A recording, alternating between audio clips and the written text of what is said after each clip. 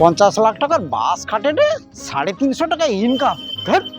বাস আমি বেচে দেবো। দাদা কি গো? একটা বিড়ি দাও তো। ও বিড়ি বলো দা, তুমি কি বিড়ি খাবো গো? তুমি এত লাখ টাকার বাসের মালিক, রাস্তায় বাস খাটে সিগারেট প্যাকেট পড়ে ঘুরবো? দাও, মটকা গরম হয়েছে। কেন কি হয়েছে? আরে তোমার এই টোটোটার দাম কত?